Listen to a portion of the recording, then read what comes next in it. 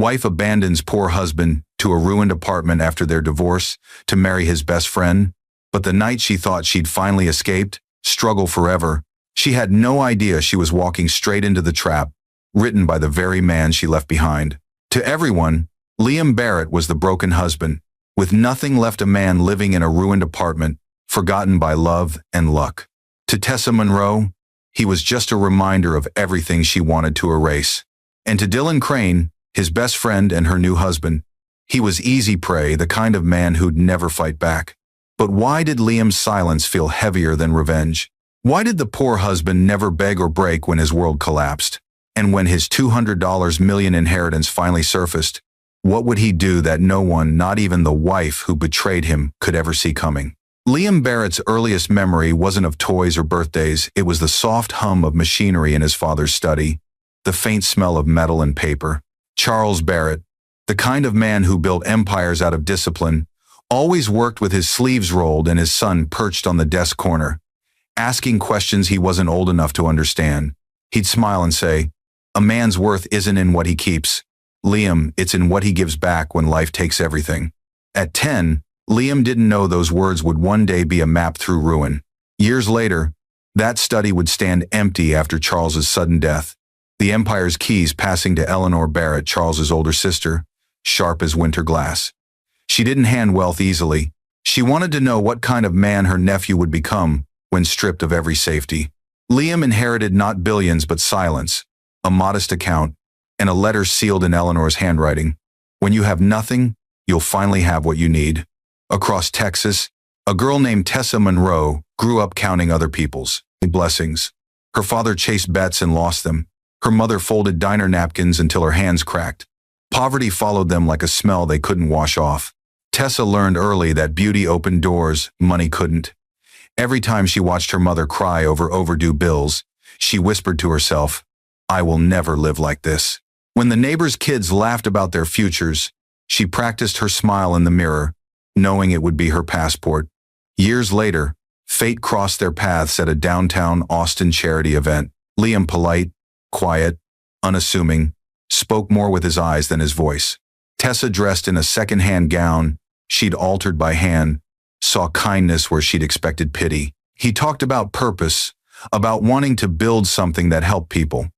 She saw sincerity and mistook it for security. He saw pain behind her confidence and mistook it for depth. Their courtship was quick, simple, unguarded. They married in a courthouse with rain tapping on the windows and laughter echoing through borrowed vows. He promised her a life of peace. She heard it as a promise of comfort. In the early years, that difference was invisible: coffee shared on balconies, late-night dreams about the app he was building, the apartment smelling of paint and cinnamon. Then the money began to thin. His startup failed after an investor pulled out. He left his tech firm to care for his mother, believing love would fill the gap. When she passed, silence filled the house where ambition used to live. Bills stacked, hope thinned. Tessa still smiled for neighbors but cried in showers. Liam fixed what he could, promised what he shouldn't, and prayed his patience would be enough. In the quiet, something in both of them began to change. He found peace in small things. She found panic in stillness. Neither realized that their story, once built on vows, was already shifting into the test Eleanor had been waiting for. The morning light in Austin filtered through half-closed blinds, soft and gray, settling over the small apartment that used to smell of hope. The coffee machine gurgled weakly, sputtering its last drops, while a silence heavier than any argument filled the room. Liam sat at the table, his laptop open to a spreadsheet he'd been rewriting for the third week in a row. The numbers never changed. What they had left was what they had lost. Across the room, Tessa moved without speaking, her face calm but her shoulders tense, dressed in a silk blouse she'd bought back when their future still looked golden. She glanced at the window, at the skyline she once thought meant opportunity. "I can't live like this forever," she said finally, not looking at him. Her voice was soft, but behind it was the sharpness of a woman measuring time by unpaid bills. Liam didn't answer immediately. He rubbed his temples, pretending to study the screen, though he'd read the same line for 10 minutes. "I know," he said quietly. "I'm close to finishing a new project. It always just needs something." She cut in, her tone sharper now. "More time, more money, more patience. Everything in this marriage needs something we don't have. Liam looked up, his eyes steady but weary. I'm not giving up, Tess. She laughed, bitter and quick. You think that's noble? We can't eat faith, Liam. The rent is due again, and I'm tired of pretending love fills the fridge. Before he could reply, a knock came at the door. Dylan Crane stood there, smiling the easy, polished smile that came with confidence and good tailoring. He carried a paper bag from the downtown deli, real coffee, pastries, small luxuries that suddenly filled the apartment with a smell Tessa had missed. Thought I'd bring breakfast, he said. You two always forget to take a break. Liam thanked him, genuinely. Dylan was his best friend, the only one who'd stayed after his company collapsed. They'd known each other since college, one the dreamer, one the deal maker. Tessa greeted him too, though something about her smile lingered a moment too long. She saw what Liam didn't, that Dylan wore success the way Liam wore sincerity.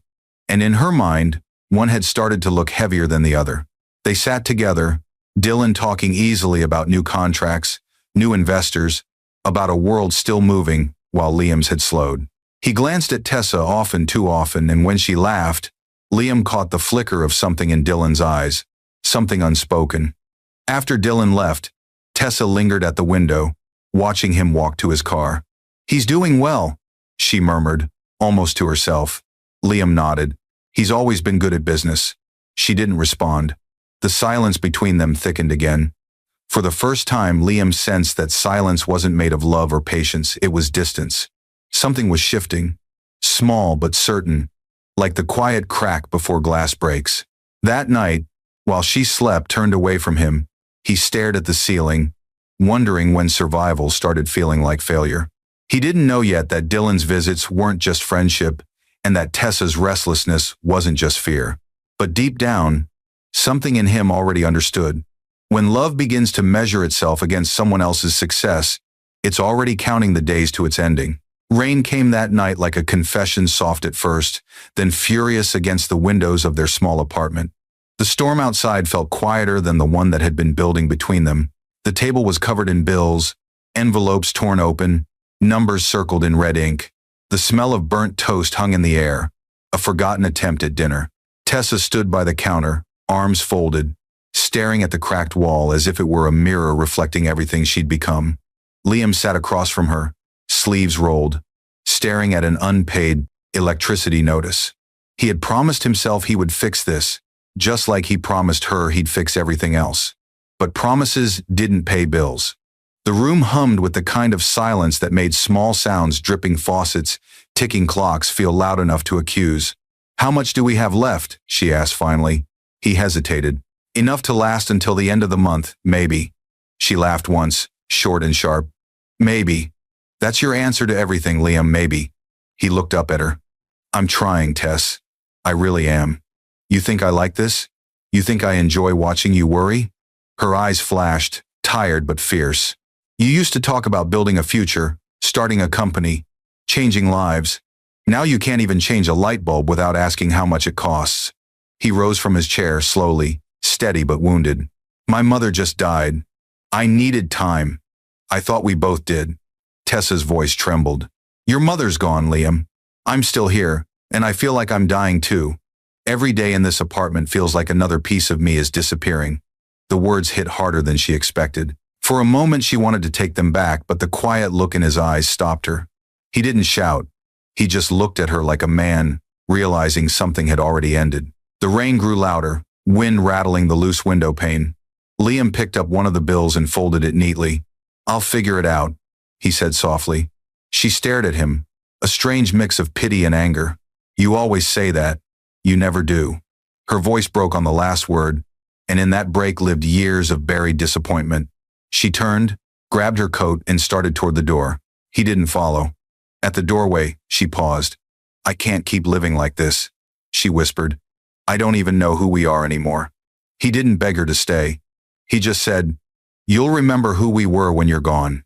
Tessa hesitated for half a heartbeat, then left.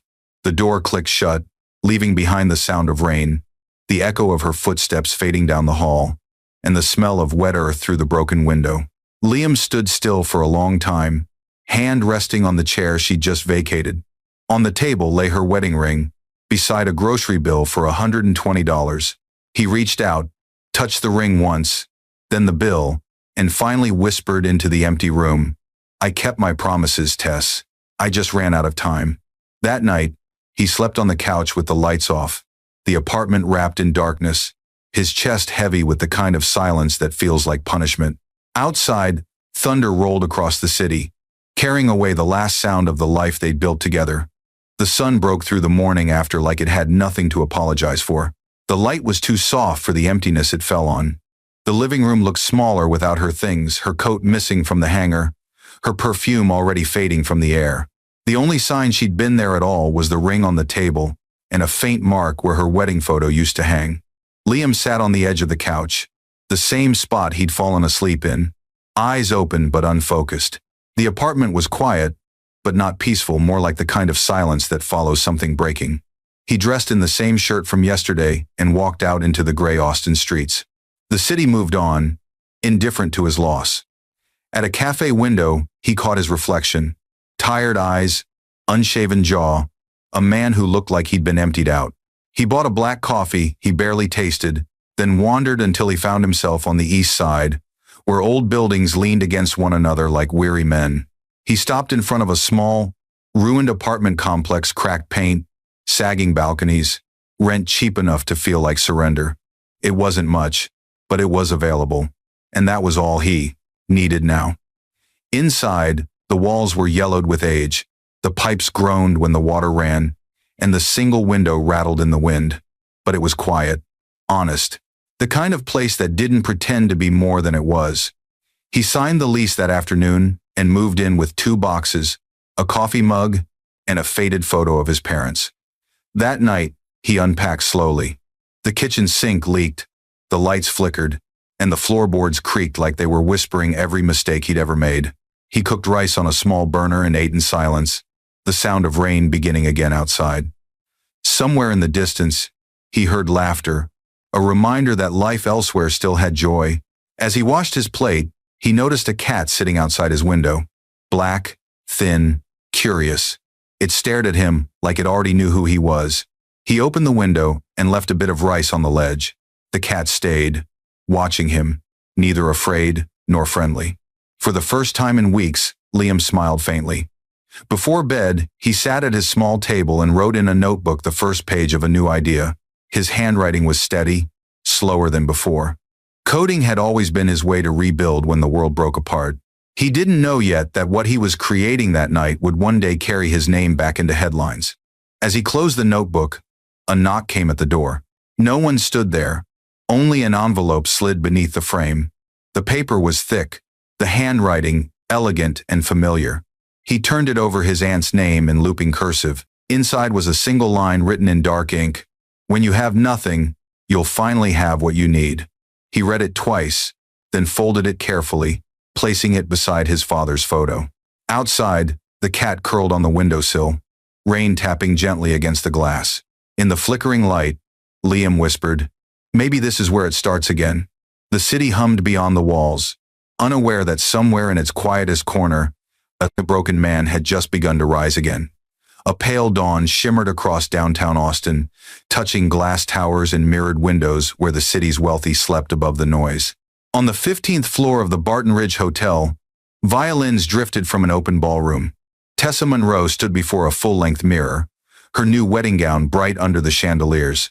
The reflection was flawless except for the thin crack running diagonally across the glass, catching light like a scar. She didn't see it. She saw only what she had fought for. Silk, perfume, applause. Dylan Crane moved behind her, tall, confident, the man who never ran out of words. Cameras clicked, champagne fizzed. He whispered, "Now you finally look like you belong here." She smiled, half believing it. Around them, guests toasted new beginnings, unaware this beginning was already heavy with endings. Outside, thunder rolled distantly, a sound no one heard over laughter. Across town, Liam Barrett sat in his small apartment, the same ruined one she'd left him in. Morning light leaked through the blinds, tracing dust on his desk. He stirred instant coffee, reading a list of unpaid freelance invoices, the air thick with damp. The radio hummed with the city's headlines, tech investors, property booms, success stories that sounded like fairy tales. He switched it off. The cat at his window blinked slowly, waiting for him to share breakfast. "You again," he murmured. The cat's tail flicked once, as if answering, "Still here." Tessa's vows echoed through the ballroom, bright and rehearsed. "I want a life built on success," she said, voice trembling only from excitement. Dylan smiled for the cameras, slipping a diamond ring onto her hand. The applause rose like a wave. Her eyes shimmered, but not from love, from disbelief that she'd truly escaped the small life she'd come from. As the photographer called for another pose, she glanced at Dylan's watch, sleek, gold, expensive, and thought of Liam's cracked wristwatch left on their nightstand. It stopped secondhand forever at 3:17. When the music faded, Dylan led her to the rooftop terrace. The city stretched beneath them, 1,000 lights reflecting in her new husband's sunglasses. "This," he said, lifting a glass of champagne, "is what you deserve." She smiled because the words sounded like victory, but somewhere beneath the laughter, a thought slipped quietly in. Then why do I feel like I've stolen something instead of earning it? Miles away, Liam opened his laptop and began typing lines of code, slow and careful. On the corner of his desk sat the letter from Eleanor. Its message burned into his mind. "When you have nothing, you'll finally have what you need." He didn't yet understand it, but every click of the keyboard was an answer forming. That night, while the city celebrated her wedding, Liam worked past midnight, the glow of his screen flickering against peeling walls. Outside, rain started again, soft against rusted gutters. The black cat returned to the sill, watching him the way witnesses watch miracles begin. Tessa woke to the sound of the city moving beneath her, traffic, voices, the faint echo of life that belonged to people she no longer recognized. The penthouse was silent except for the soft hum of the air conditioner and the distant clicking of Dylan's keyboard in his home office. The marble floors reflected morning light so clean it almost looked sterile.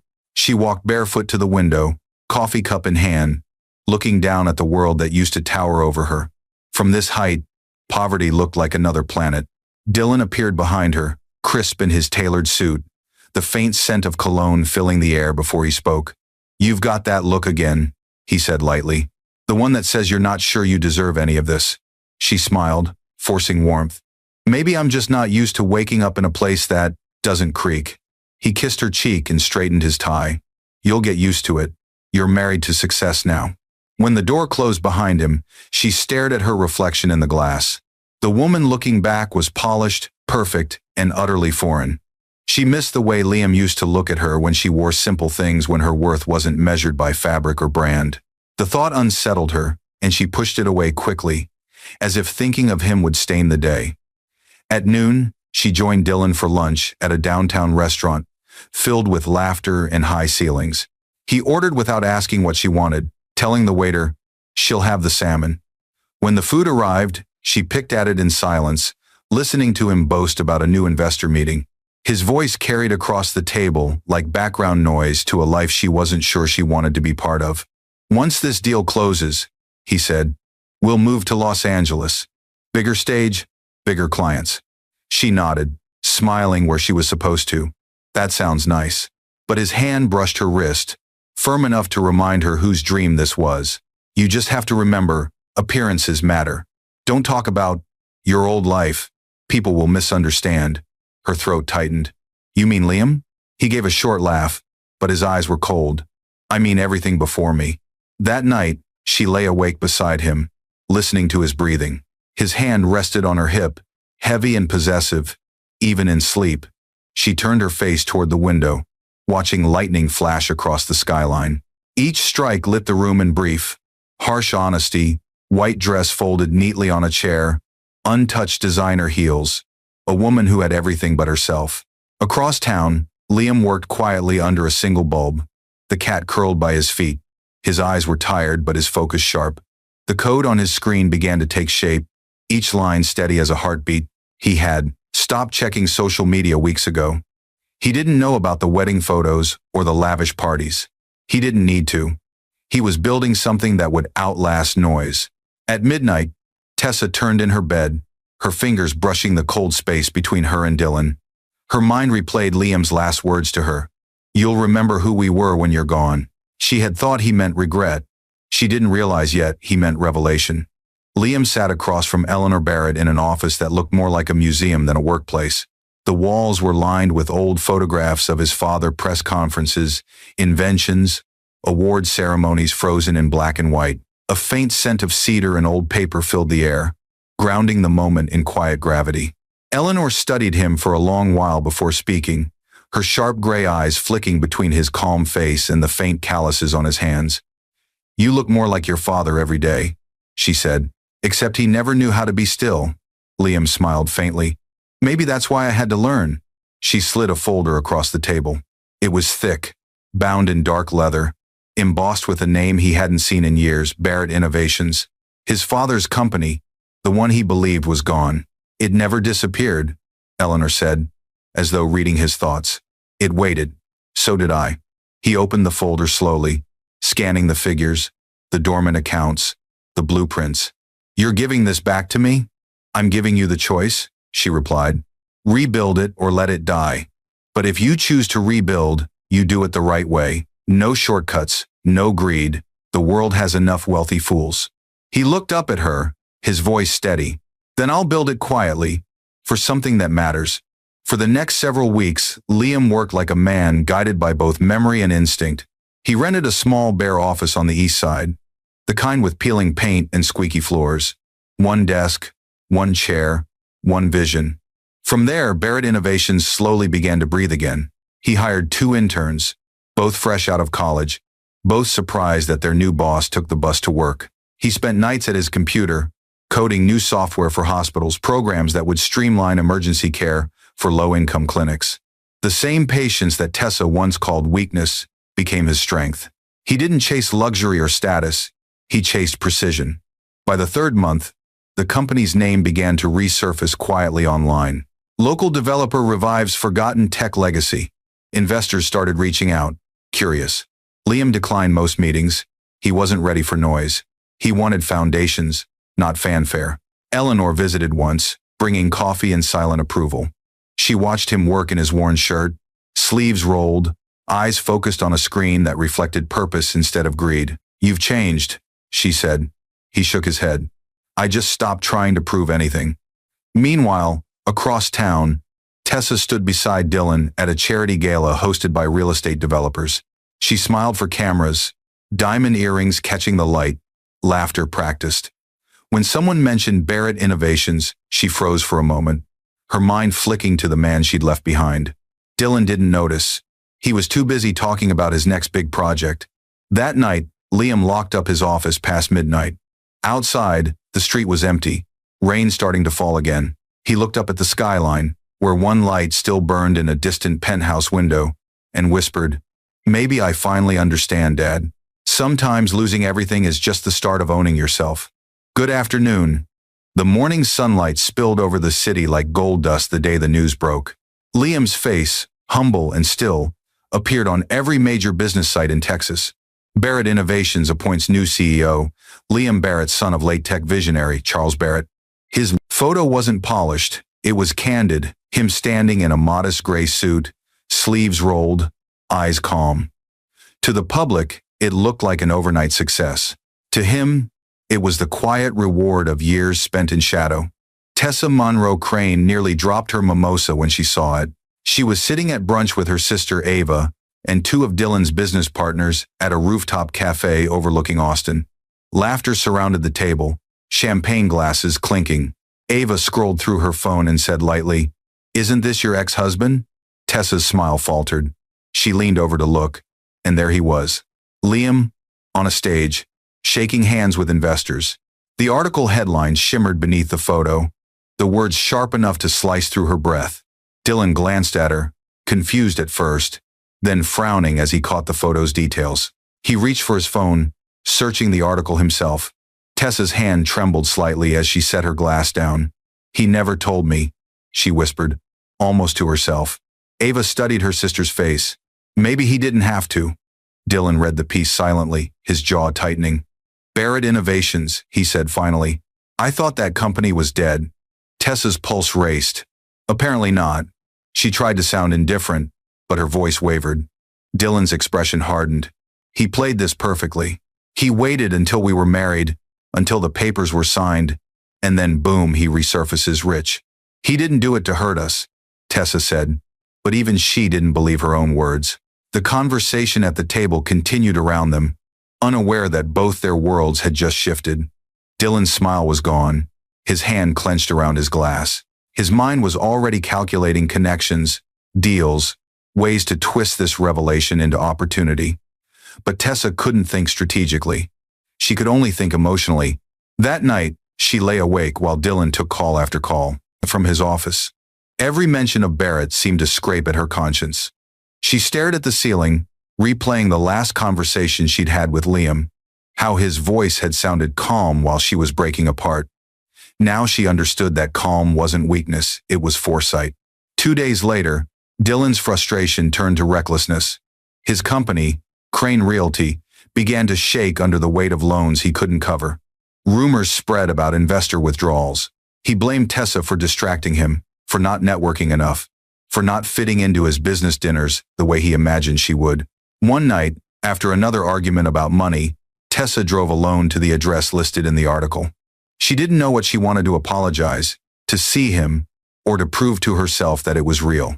When she arrived, the sight stopped her breath. The old ruined apartment complex where she'd left him now stood bright and restored, a new sign gleaming on the gate, Barrett Property Group. She stepped closer, her heels echoing on the clean pavement, the building shining under streetlights. Through a window, she saw movement construction workers finishing up. One of them nodded politely. "You looking for someone, ma'am?" She swallowed hard. "Who owns this place?" The man smiled. "Barrett does. He bought the whole block." Her throat tightened. She turned away slowly, her heart pounding, the reality of her choice finally settling like ash. Somewhere behind her, the sound of hammering echoed through the air. Steady, patient, the rhythm of a man rebuilding everything she thought she'd destroyed. "Good afternoon." Liam stood at the top floor of the Barrett Innovations headquarters, the city skyline reflecting off the glass like 1,000 distant futures. The office was bright, but stripped of excess. No gold plaques, no expensive art, just a simple wooden desk, a family photograph, and stacks of plans laid out like blueprints for redemption. His team waited quietly as he reviewed the last page of the new acquisition proposal. At the top of the document, stamped in bold, Crane Realty Holdings. He took a slow breath, fingers resting on the folder. "Proceed," he said finally. His voice was calm, almost gentle. The room came alive with quiet movement, papers shuffled, phones buzzed, assistants nodded. From the corner, Eleanor Barrett watched him silently, her expression unreadable. "You know what this means?" she said after the meeting cleared. "Yes," Liam replied. "It means growth. It means people keep their jobs." She tilted her head. "It also means your past is at your doorstep again." He met her gaze. "Then I'll open the door." He turned toward the window, watching rain begin to blur the city's edges. He thought about Tessa for the first time in weeks, not with anger, not even with sadness, just quiet understanding. He had no desire to humiliate her. The truth had already done that without his help. What he wanted now was simple: to build something lasting, something honest, something his father would have been proud of. Across the city, Dylan Crane sat in an office that no longer looked like power. Half the furniture had been sold, the phone rang with creditors, and the once proud logo on the wall was peeling at the corners. His reflection in the window looked older, thinner, desperate. The deal he had tried to close that morning had collapsed when the investor mentioned one name, Liam Barrett. He slammed his glass onto the desk, the amber liquid splashing across paperwork. "He's doing this on purpose," he muttered. "He's buying everything I built." Tessa, sitting quietly on the couch, spoke softly. "Maybe he's just doing what you should have done, working." Dylan turned sharply, eyes narrowed. "Don't you start. You think I don't see how you look when his name comes up? You regret leaving him, don't you?" Her voice trembled but held. "I regret who I became to survive you." For a moment, neither spoke. The sound of thunder filled the room. Dylan grabbed his coat and left without another word. That evening, Liam met with his legal team to finalize the acquisition. The meeting was short, efficient. Once the documents were signed, Crane Realty would belong entirely to Barrett Innovations. It wasn't revenge, it was symmetry. The same streets where he had been left with nothing would now carry his company's name. After everyone left, Liam lingered alone in the quiet. The office lights dimmed automatically, the room glowing softly in the storm's reflection. He whispered to the empty space, "You said to build without greed, Dad. I think I finally understand. Building right is the only kind of winning that lasts." Below the tower, the city pulsed with traffic and noise. But inside that quiet room, the air felt still, as if the world was pausing to take note of a man who had risen without shouting. Dylan Crane's world had begun to collapse in slow motion, like a building sinking into its own foundation.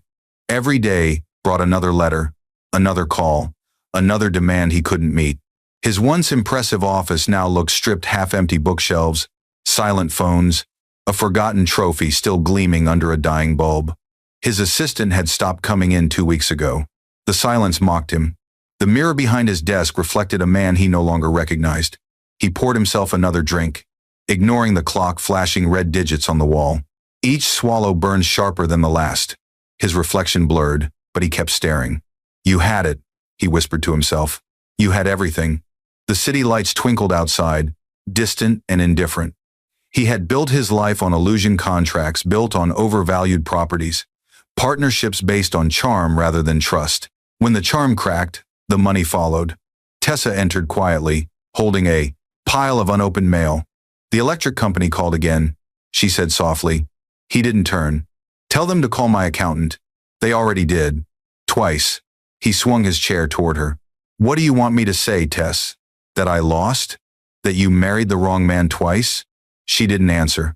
The hurt in her eyes wasn't anger, it was exhaustion. "You don't have to say anything. The truth's already loud enough." He looked past her, his voice rough. "You think he's better than me? Your saintly ex-husband with his quiet face and fancy inheritance?" "I don't think about him," she lied. "But I think about peace, and that's something I never had with you." Dylan laughed, hollow and cold. "Peace doesn't pay the bills." "No," she said, "but pride doesn't either." That night, after she went to bed, he sat alone in the dark, the drink warm in his hand. He scrolled through his phone, reading the headline he couldn't escape: Barrett Innovations acquires Crane Realty. The words cut deeper than any insult. He had sold pieces of his company to survive, never realizing who the quiet buyer behind the holding firms really was. Across town, Liam watched the same news appear on his office television. The deal was official now. The signatures had cleared. Dozens of employees who had been facing layoffs were safe again. He leaned back in his chair, exhaling quietly. "That's one less thing to fix," he murmured. There was no triumph in his tone, only calm. Outside, rain fell steadily, washing over the city like forgiveness. Liam's assistant entered with a report. "Mr. Barrett, Crane himself has requested a meeting. He says it's urgent." Liam nodded. "Set it for tomorrow morning. I'll hear him out." When the door closed, he remained still for a long moment, listening to the hum of the storm against the glass. He didn't feel hate, only distance, like watching an old film from another life. He stood, crossed to the window, and looked out at the skyline, glowing faintly through the rain. Somewhere on the other side of that view, Dylan was drowning in debts and Tessa in silence. And here he was, surrounded by everything he had once dreamed of, feeling nothing but the weight of how much it all still cost. The rain hadn't stopped for 2 days when Tessa finally found the courage to drive back to where everything began. The city looked blurred behind streaks of water on her windshield, the traffic lights smearing into red and gold ribbons. Her heart pounded faster with every street she recognized. The closer she came to the east side, the heavier the rain seemed to fall, as if the sky itself were rehearsing the moment she was about to face. She turned down the narrow street that once smelled of damp concrete and fading paint. The old apartment complex stood there, reborn, clean, restored. New signs gleamed on the walls. Barrett Property Group. She parked slowly, afraid to get out, afraid that this might all be a dream she'd wake from. Her heels clicked on the wet pavement as she walked to the door she used to call home. The hallway smelled of fresh paint instead of mold. Someone had replaced the flickering lights. She hesitated before knocking, her hand trembling. The door opened quietly.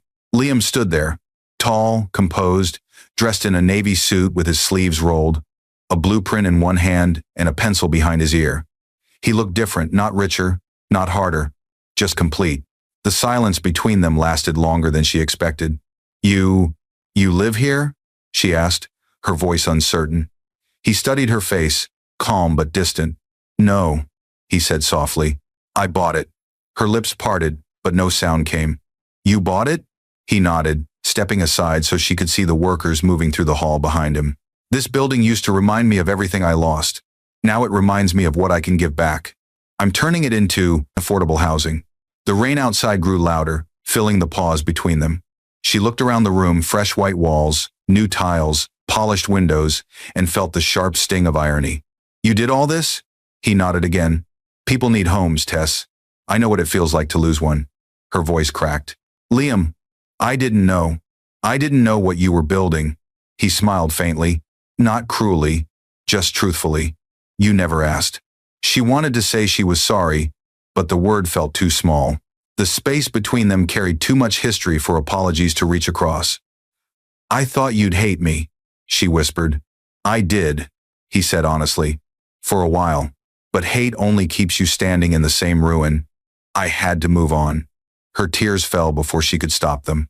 She stepped closer, searching his face for something familiar, something that might still be hers. But all she found was peace. You look happy, she said, half in wonder, half in regret. I am, he replied simply. Not because of money, because I finally stopped trying to fix what was already gone. She nodded, unable to speak. For a moment, she thought of the first apartment they shared, the nights filled with laughter, the dreams they built before they broke. He had rebuilt everything except them. Outside, a black car pulled up to the curb. His driver stepped out, umbrella in hand. Liam glanced at his watch, then looked back at her one last time. Take care, Tessa. He walked past her, the rain falling softly on his shoulders, the driver opening the car door. Before stepping in, he turned slightly and said, You once told me love was a mistake if it didn't buy peace. You were right. Mine finally did. The car pulled away, taillights fading into the wet streets. Tessa stood in the doorway, the rain soaking through her hair, her heart heavy with a truth she could no longer outrun. He hadn't just survived her, leaving. He'd outgrown it. The next morning, Liam sat in the high-rise conference room that overlooked the entire Austin skyline, its glass walls gleaming with early light. Rain had stopped, leaving behind the smell of wet asphalt and renewal. His legal team waited quietly as he signed the final set of acquisition papers. Barrett Innovations now owned every remaining share of Crane Realty. He paused only once, the pen hovering for a heartbeat, as though he were acknowledging the weight of what this moment represented. Then he signed his name with calm precision. Eleanor Barrett stood near the window, watching him. Her reflection hovered beside the cities. You've done it, she said finally. You could destroy them completely if you wanted to. He looked up at her, his expression unreadable. And what would that prove? That I learned nothing from losing everything? She crossed the room slowly, her heels quiet against the floor. You've shown restraint. That's good. But tell me the truth, Liam. Did you ever imagine this, owning the company run by the man who took your wife? He gave a faint smile. Imagine it. Yes. Plan it. No. It just happened because I stopped chasing pain. For a moment, Eleanor said nothing. Then she reached into her bag and produced a sealed envelope, the same kind she had given him years ago. Your father would have been proud, and he would say the test is over. He frowned slightly. The test? She nodded. When your father passed, he left everything in trust. I was to release it only when you proved that money couldn't change you. You've proven it. He hesitated before opening the envelope. Inside was a single sheet of paper, a formal transfer document. Full ownership of the Barrett estate. Stocks, properties, patents. $200 million. He stared at it quietly.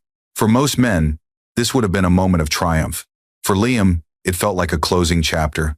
I don't need all of it, he said softly. That's why you deserve it, she replied.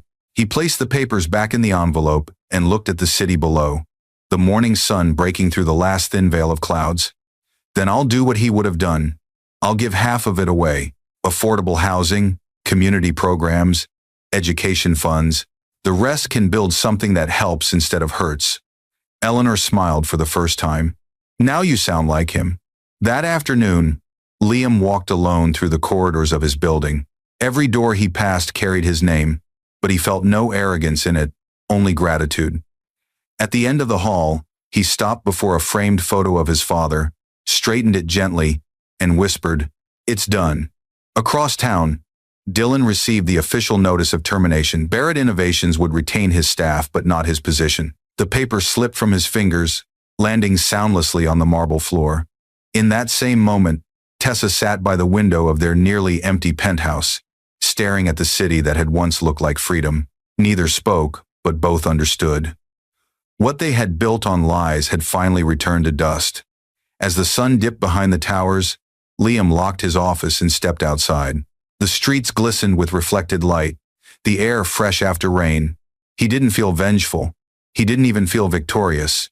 He felt complete. The world he rebuilt stood not as proof of power, but of peace, the kind that comes only after every storm has passed. Morning broke bright and sharp, the kind of light that made the city's glass towers shimmer like confession. Every major news network had the same headline plastered across their screens. Barrett Innovations acquires Crane Realty. CEO Liam Barrett credits integrity over profit for success. The story spread faster than wildfire, not because it was business news, but because of the irony. Everyone recognized the poor husband once abandoned in a ruined apartment now sat on top of a $200 million empire. The world loved poetic justice. In a sleek studio downtown, Liam faced the cameras for his first televised interview. He wore no tie, his sleeves neatly rolled, voice calm as ever. The anchor asked, "Mr. Barrett, many are calling your rise the comeback of the decade. What's your secret?"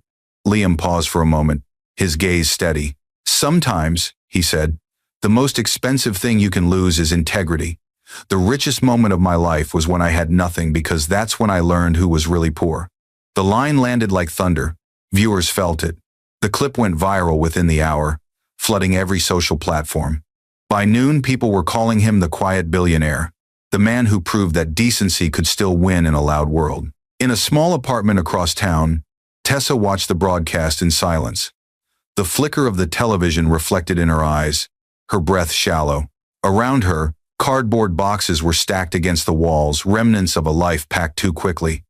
Dylan's voice thundered faintly from another room, arguing over the phone, his empire crumbling in real time. But she didn't hear him anymore. Every word from the screen held her still.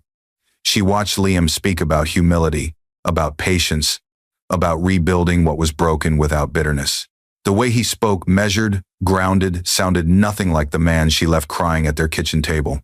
It sounded like someone who had made peace with losing everything, and in doing so, found everything back again. Dylan ended the call with a curse, slamming his phone down. "You see what he's doing?" he barked. "He's turning himself into a saint. You think anyone will remember what I built now? He's erased me." Tessa didn't look at him. Her voice was barely a whisper. "He didn't erase you, Dylan. You did that yourself." He stared at her, the words hitting harder than any headline could. "You think he's better than me?" "I think he became who you pretended to be," she said quietly. Dylan laughed, a short, broken sound. He reached for another drink but didn't finish it. The glass clinked softly on the counter as he sank into the chair, eyes hollow. He knew she was right. The television continued playing Liam's interview, his final words ringing through the room. "You can't lose what was never meant for you. And sometimes, losing what you thought you needed is how you find who you really are." Tessa's hand trembled as she turned off the TV. The silence afterward felt heavier than the noise. She closed her eyes, whispering his name, not as a wish, but as an acknowledgement of the truth she'd ignored for too long. He had never been the poor one. She had. Across the city, Liam left the studio and stepped into the daylight. Reporters shouted his name, cameras flashed, but he moved through it all quietly, head high, heart steady. The world might have seen a man who had everything, but he knew he had simply learned to live without needing more. The evening breeze rolled over the city softly, carrying the hum of distant traffic and the faint sound of rain beginning again. Tessa sat by the window of her small rented apartment, a cup of tea cooling in her hands. The walls were bare except for one framed photo, her mother, smiling in a cheap diner uniform. It was the only thing that reminded her of a time when she still believed that love could save her. The news had stopped talking about Liam that week, but his image still filled her mind every night. Not the billionaire on television, but the man she once knew, the one she'd left standing in the doorway with nothing but decency. A knock broke the silence. She hesitated, then opened the door. A courier stood there with a sealed envelope, the familiar crest of Barrett Innovations stamped across the corner. "Delivery for Mrs. Crane?" he said. She signed for it, her hands shaking slightly. The envelope was heavy. Inside was a check and a single folded note. $10,000. Her heart raced as she read the handwriting, steady, unmistakable. "For the groceries you worried about. I can afford them now. L." She stared at the note until the words blurred. $10,000. What once felt like salvation now felt like a mirror. It wasn't money he was sending. It was closure. She pressed the paper to her chest, tears falling freely for the first time in months. There was no anger left, no jealousy, no fantasy of getting him back. Only the hollow ache of knowing he had loved her right and that she'd left before realizing it. Across town, high above the skyline, Liam stood on the rooftop terrace of Barrett Tower, the city lights stretching endlessly below. The night air was cool, his shirt sleeves pushed to his elbows, the wind tugging gently at his hair. Eleanor joined him, her heels clicking softly against the stone. She handed him a glass of water instead of champagne. "You're everywhere these days," she said with quiet pride. "How does it feel to be the city's favorite story?" He smiled faintly, eyes still on the horizon. "Temporary. The world forgets fast. I'm just glad the work doesn't." She watched him for a moment, her expression softening. "What will you do now that the inheritance is yours?" He exhaled, long and calm. "Give half of it away. Build something that matters. I've been drawing up plans for a housing initiative for single mothers, for families who can't start over because the world never lets them." Eleanor's eyes glistened, though she didn't cry. "You always were your father's son. I hope I've finally earned that," he said quietly. They stood together in silence as the wind shifted, carrying the scent of rain and city smoke. Liam took one last look at the skyline before turning toward the stairwell. "Tomorrow we start breaking ground," he said. As he walked back inside, his reflection disappeared into the glass, leaving only the view of Austin shining beneath the storm clouds, bright, fragile, and alive. Somewhere far below, a woman who once called him poor folded his letter against her heart, whispering his name into the night, knowing she would never deserve an answer. The morning arrived clean and gold, sunlight spilling over the rooftops as if the city itself had decided to forgive its own past. At the edge of East Austin, a crowd began to gather in front of a newly built complex, modern, bright, and beautiful. The sign at the entrance read Barrett Community Residences. It stood on the very ground where broken walls and rusted balconies once leaned. The ribbon-cutting ceremony was small, but the air carried a quiet reverence. Mothers held their children close. Journalists adjusted cameras. Volunteers lined up in their white shirts. Liam arrived without an entourage, walking slowly through the courtyard, greeting workers by name. His suit was simple, his expression calm.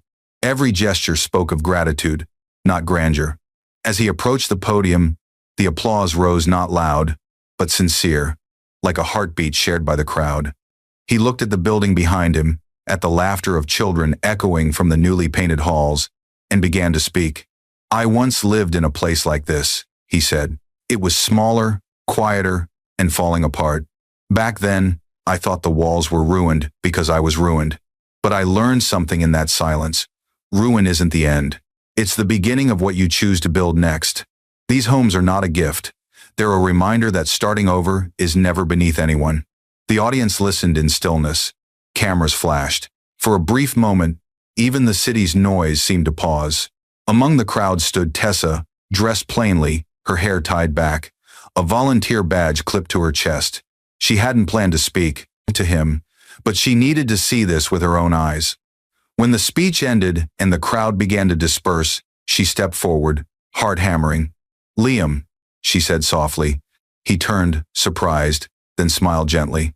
"Tessa," he greeted, his voice steady. "I didn't come to ask for anything," she said. "I just wanted to say thank you for the way you left things, for not letting bitterness be the last thing we shared." He studied her quietly, then nodded. "You don't owe me thanks. We both did what we thought we had to. We just wanted different kinds of peace." Her eyes filled with tears she didn't bother to hide. And you found yours. I did, he said, looking at the families moving into their new homes. And you can still find yours too. It's never too late to rebuild. She nodded, unable to speak, and stepped back as others approached him. He turned away gently, returning to the people waiting for him, the ones whose lives he was changing. Tessa stood there for a long moment, watching him laugh with a group of children, the sun catching in his hair, the light turning the moment almost holy. Later that evening, when the event ended, Liam walked the quiet street alone. The sky glowed faintly pink, and the air smelled of fresh paint and wet concrete. He stopped outside one of the buildings where a small plaque had just been mounted. The inscription read, "Here began the Barrett Housing Initiative, proof that peace is richer than gold." He smiled, placed a single white lily at its base, and turned to leave. A familiar sound followed him, a soft meow. The black cat had returned, weaving around his shoes before sitting by his feet as if keeping guard. He bent down, gently scratched behind its ear, and whispered, "You made it too." As he walked away, the streetlights blinked on one by one, casting warm halos on the wet pavement. The cat watched him disappear into the distance, tail flicking, before curling beneath the plaque. Somewhere behind the quiet city hum, the world carried on, unaware that in one corner of it, a man who had once been abandoned poor had finished his story not with revenge, but with peace. The sky deepened into night, the buildings glowed softly, and the final echo of his footsteps faded into stillness, a life completed, a heart unbroken.